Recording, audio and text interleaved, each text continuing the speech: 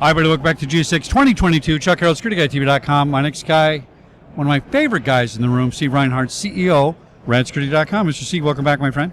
Do you say that to everybody? It's great to see you. You are truly one of my favorite guys. We've known each other, 6 years now, I think? 6 years, like yeah. You've been with us from the beginning. I love it.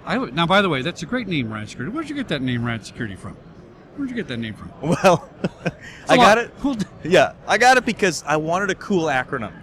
You know, because I knew I had to break into an existing market. We needed to be a little bit different. We needed to be a little offbeat. We needed to be a little bit alternative.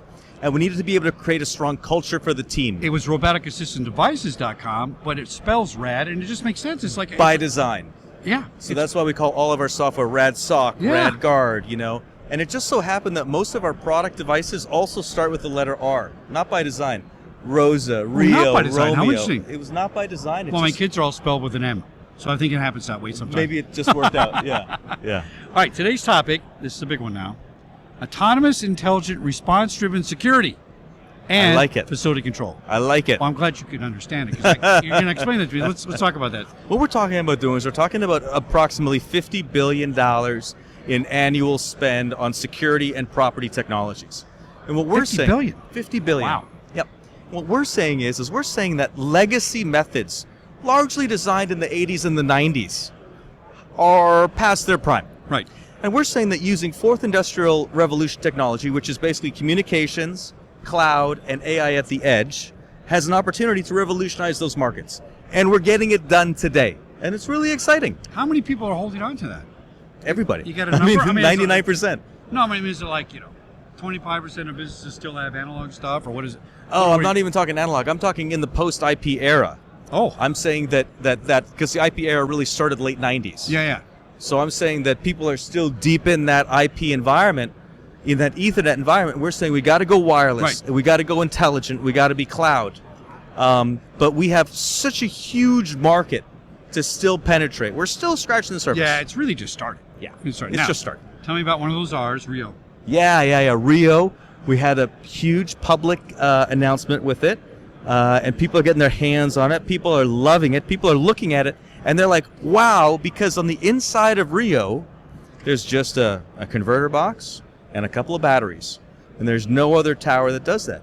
And because we have our own factory, and because we have established lines of production and logistics. Well, credit to it. That's always good. Credit to it. Sure, why not, right? Is we are coming into this market at an incredible price. Now, by the way, we didn't define. Tell us what Rio does, because some people might not know. Rio are 1 to 2 Rosas, solar powered or powered by a power on a pole that's only on at night. Yeah, and what it does is it brings all of Rio's autonomous responses to an area without any infrastructure. Yeah, and when I used to do HOAs, some of these HOAs are miles wide. And you can't just run a wire and put a new camera in somewhere. And by the way, back then there wasn't any technology to solve it. Right. And so this is a great solution. Yeah. And I'm always concerned, I'm your advocate. Devil's advocate a little bit, right? Yeah, no, I need it straight. Yep. So I'm worried about, for example, I logged in today. Steve, I've never seen so many Bluetooth devices on my box over here. Hundreds and hundreds. Weren't there last year? Everybody's got a Bluetooth. Every device is a Bluetooth. I don't think I got interference. Is that a possibility? If we get too saturated with wireless, can we start causing some friction on our networks? Tell me about that part of the technology. So in the cellular world, it's called network saturation. Okay. And what we do is we have a deal with AT&T where we have premium network access. So when we're not on the 911 network, when we're not on the 4.9 gigahertz network, and we're just on a commercial network, our traffic gets priority. Oh, good. So that's what we do. It's kind of infrastructure traffic, isn't it? It's critical infrastructure traffic. Like an airport, like a convention. Yeah. Where you've got 30,000 phones going off and devices going off, right? We'll take priority. That's why Rio is operating right now, streaming full video, no problem, 4 devices, because we're at the head of the pack.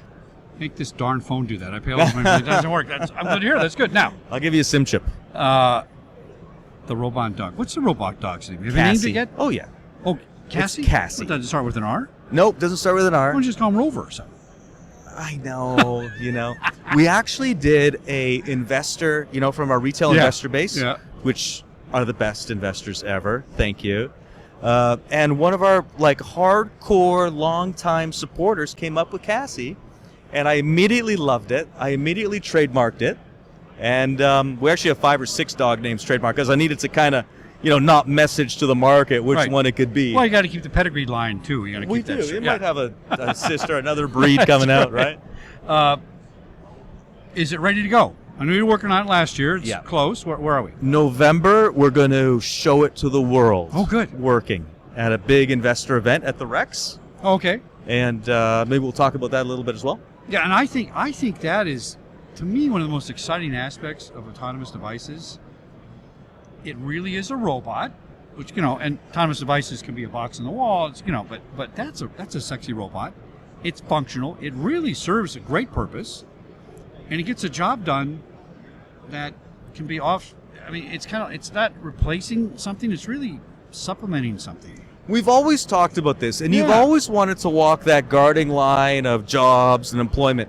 I can say today that we can't staff these jobs. We No, we have can't to do it. have machines that can do It's it. funny you should say that, because when we started this discussion 6 years ago, there was about a 3% industry shortage.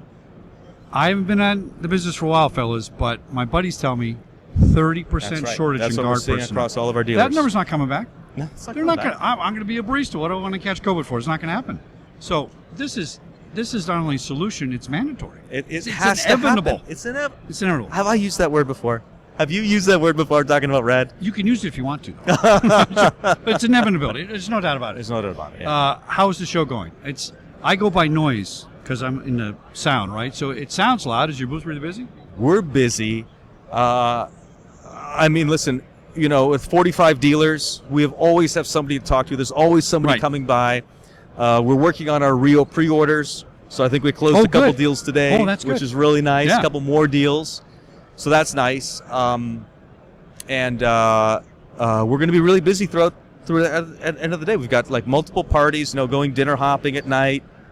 It's busy. It's Good. busy. Not as busy as ISC West for sure, but still I feel Yeah. we're getting our money's worth. Oh, ISC really came back with a vengeance. That was it was huge. Yeah. Yeah. I mean, 24,000 attendees, but quality, Yeah. really high quality. I feel that here too. They said about 13,000 attendees, but again, it's the people that really want to be here. That's an excellent point.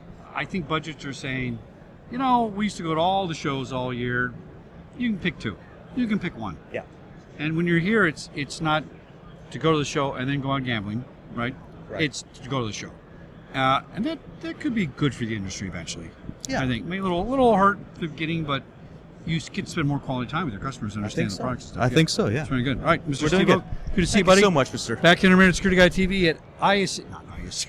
I see. There you go, eh? GSX. Look at us. Look at Oh, us. Too many ASIS interviews. is going to be mad Too at many us. interviews, yeah. GSX 2022 in beautiful Atlanta, Georgia. Thanks, Chuck. Thanks, Steve-O.